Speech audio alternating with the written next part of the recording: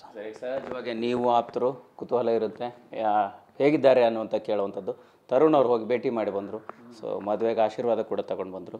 ತರುಣ್ ಅವ್ರ ಜೊತೆ ನೀವು ಮಾತನಾಡಿದಾಗ ಏನು ಹೇಳಿದರು, ಹೇಗಿದ್ದಾರೆ ಏನು ಅನ್ನೋಂಥ ವಿಚಾರ ಅಂದರೆ ಮುಕ್ತವಾಗಿ ಮಾತನಾಡುವಂಥ ಸಂದರ್ಭದಲ್ಲಿ ಸರ್ ಆ ವಿಚಾರ ಬಂದಾಗ ಒಂದು ಭಾವುಕತೆ ಅಂತೂ ಉಂಟಾಗುತ್ತೆ ಸರ್. ಯಾಕೆಂದರೆ ಅಂಥ ಇವರು ಇವತ್ತು ಅಲ್ಲೆಲ್ಲೋ ಇರಬೇಕು ಅಂತ ಹೇಳಿದಾಗ ಅವ್ರನ್ನ ನೋಡೋಕ್ಕೂ ಹೋದಾಗ ಎಲ್ಲನೂ ಗದ್ಗದಿತರಾಗ್ತಾರೆ. ಅಂದರೆ ನೋವಿರುತ್ತೆ ಮತ್ತು ಅದನ್ನು ವ್ಯಕ್ತಪಡಿಸೋಕ್ಕಾಗಲ್ಲ. ಮತ್ತು ಸಮಾಧಾನ ಮಾಡೋಕ್ಕೆ ನಾವು ಸಣ್ಣವರಾಗ್ತೀವಿ. ಎಲ್ಲನೂ ಒಂದು ಮೂಕು ಭಾಷೆಯಲ್ಲೇ ಅರ್ಥಗಳು ಮಾಡಿಕೊಂಡು ಸಣ್ಣದಾಗಿ ಮಾತಾಡ್ಕೊಂಡು ಬಂದ್ಬಿಡುತ್ತೆ. ಮತ್ತು ಅದು ಎಲ್ಲದಕ್ಕೂ ಒಂದು ಕಟ್ಟಳೆಗಿರುತ್ತೆ, ಕಾನೂನು ಕಟ್ಟಳೆ ಇರುತ್ತೆ. ನಾವು ಅಲ್ಲಿ ಹೋಗ್ಬೇಕಂದ್ರೂ ಅದಕ್ಕೊಂದಷ್ಟು ಫಾರ್ಮ್ಯಾಟ್ಸ್ ಇರುತ್ತೆ. ನಾವು ಅಲ್ಲಿ ಹೋದ್ಮೇಲೆ ಎಷ್ಟೊತ್ತಿರಬೇಕು ಮಾತಾಡಿಕೊಂಡು ಒಂದಷ್ಟು ಒಳ್ಳೇದಾಗುತ್ತೆ ಅನ್ನೋ ಒಂದು ಭರವಸೆಯಲ್ಲಿ ಈಚೆ ಬರಬೇಕು. ಅದೇ ತರುಣ್ ಸರ್ ಕೂಡ ಮಾಡಿದ್ದು.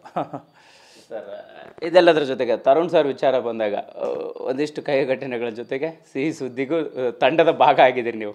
ಯಾಕಂತಂದರೆ ತರುಣ್ ಮತ್ತು ಸೋನಾಲ್ ಮದುವೆ ಕೂಡ ಆಗ್ತಾ ಇದ್ದಾರೆ. ಸೊ ಆ ವಿಚಾರದ ಬಗ್ಗೆ ನಿಮ್ಗೆ ಯಾವಾಗ ಗೊತ್ತಾಯಿತು? ಯಾವತ್ತಾರು ಅವ್ರ ಲವ್ ಸ್ಟೋರಿ ಬಗ್ಗೆ ಮಾತಾಡಿದ್ದು ಕೇಳಿದ್ದು?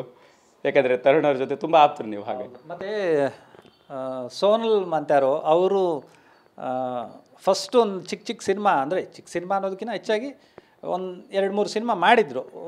ಒಂದು ಸಿನಿಮಾ ಏನೋ ಮಾಡಿದರು. ತದನಂತರ ಯೋಗರಾಜ್ ಸಾರು ಆಡಿಷನ್ಗೆ ಕರೆದ್ರು. ಆವಾಗ ಇವರು ಒಬ್ಬರೇ ಬಂದಾಗ ನಾವೆಲ್ಲ ಸ್ಕ್ರಿಪ್ಟಲ್ಲಿ ಇದ್ವಿ, ನಾವು ನೋಡ್ತಾ ಇದ್ವಿ. ಒಳಗಡೆ ಹೋದ್ಲು. 2 ನಿಮಿಷ ಅಷ್ಟೇ. ಅವರು ಪ್ರೊಡ್ಯೂಸರೂ ಯೋಗರಾಜ್ ಸರ್ ಇದ್ದರು, ಮಾತಾಡಿದ್ರು. ಆ ಹುಡುಗಿ ಎಷ್ಟು ಸರಳ ಅಂದರೆ, ಯಾವ ಕಾರಲ್ಲಿ ಬಂದಿದ್ರು ಏನೋ ಇಲ್ಲ, ಒಂದು ಆಟೋಲ್ಲಿ ಬಂದಿದ್ರು ಏನೋ ಅದು ಗೊತ್ತಿಲ್ಲ. ಬಂದರು ಹೋದರು, 10 ನಿಮಿಷ ಆಡಿಷನು ಕೊಡಲಿಲ್ಲ, ಏನಿಲ್ಲ. ಈ ಸಿನಿಮಾ ನಾನು ಮಾಡ್ತೀನಿ ಸರ್, ಏನಕ್ಕೆ ಮಾಡ್ತೀನಿ ಅನ್ನೋದು 2 ಮಾತಾಡಿದ್ದು. ಪಂಚತಂತ್ರ ಸಿನಿಮಾಗೆ ಸೆಲೆಕ್ಟ್ ಆದರು. ಸೊ ನಮಗೆ ಸೋನಲ್ ಹಂಗೆ ಪರಿಚಯ. ಬಟ್ ತುಂಬ ಒಳ್ಳೆ ಹುಡುಗಿ.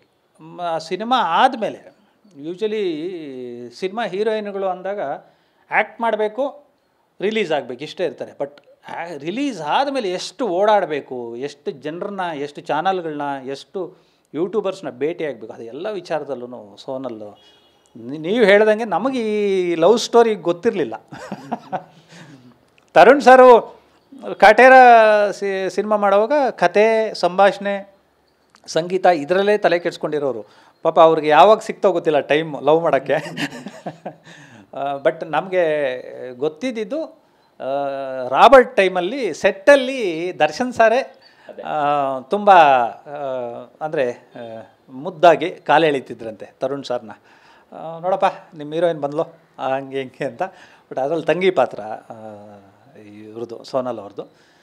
ತರುಣ್ ಸರ್ನ ತುಂಬಾ ಇದು ಒಂಥರ ತಮ್ಮನ ಥರ ನೋಡ್ಕೋತಾರೆ ದರ್ಶನ್ ಸರ್.